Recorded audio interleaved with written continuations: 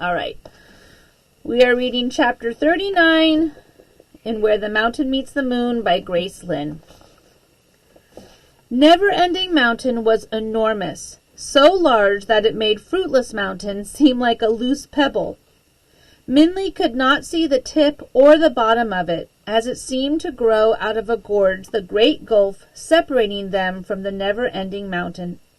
It stood before them like a piece of raw green stone, towering forever into the sky and disappearing into silver mist. "There it is," Dafu said, "Never-Ending Mountain." "I bet the Old Man of the Moon does live up there," Afu said. "The top of this mountain must reach the moon." "How do we get up there?" Minley asked. She was starting to feel dizzy from staring upward so long. The dragon looked chagrined. "If I could fly, I'd be able to get us up there to see the Old Man of the Moon." "If you could fly," Afu laughed, "you would not need to see him." "But flying is the only way up to see the Old Man of the Moon." "There's probably another way," Afu said. "Yes." Up at the sky, echoed in Minley's ear. Afu's braid flying. Pulled it down, the cut pieces of her sleeve flapped like the tail of a kite. "I know," Minley said excitedly. Sisters did. She quickly kneeled on the ground and reached in her traveling bag for the 2 borrowed lines.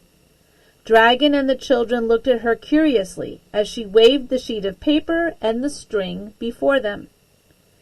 "We can fly a kite up to the Old Man of the Moon," Minley exclaimed. "I'll make a kite of the 2 borrowed lines. That's bound to get his attention." Daafu and the dragon grinned, and together they made the borrowed lines into a kite. They fastened the page from the Book of Fortune onto Minley's sticks and attached an end of the red cord to the kite. But as they tried to trim the thread, Afu thought it would look neater if the end didn't dangle. They discovered that the borrowed line could not be cut.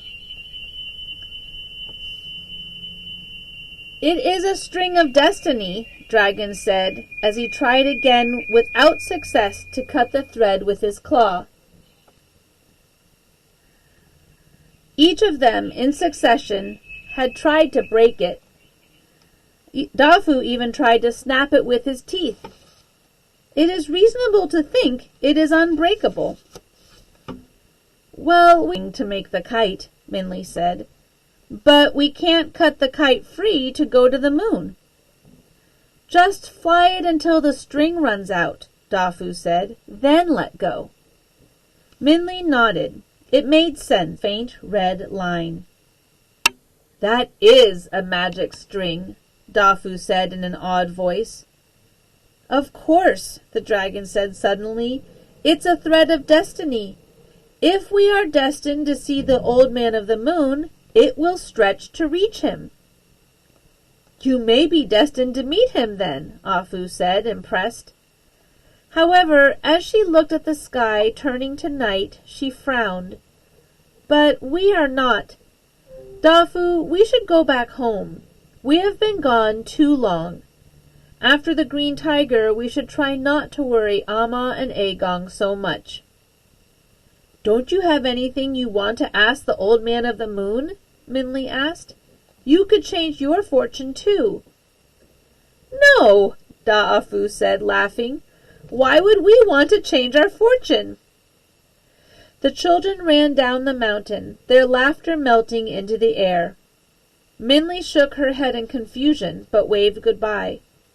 As Minley watched them turn into figures of shadows, seeming to dance toward their home and village, she thought of her own Ma and Ba waiting for her in her home far away. As the sky deepened like brewing tea, Minley and the dragon looked in silence at the red line reaching to the heavens. But just as the moon rose in the darkness, Minley felt a sudden jerk on the string. It began to strain and bend. "Something's happening!" she cried out. "Pull the kite in," Dragon said. "Bring it back." "Something has changed," Minley said as she strained and pulled. "It's heavy now." The dragon reached above Minley's head and grabbed the cord. Together they pulled and dragged. As they strained, Minley wondered if they were bringing down the moon itself. But there seemed to be no end to the string. As they wound up the thread, it seemed to get thicker and thicker. And when the string became the width of Minley's little finger, a strange clattering, like a wooden wind chime, filled the air. "Something has happened to the string," the dragon gasped between heaves. And something strange had happened. The thread, which was really now more like a thick silk rope, seemed to have divided itself into a long, strange web, reinforced with bamboo stalks. As the endless U-shape came toward them, Minley gasped. "The string," Minley panted. It's a bridge."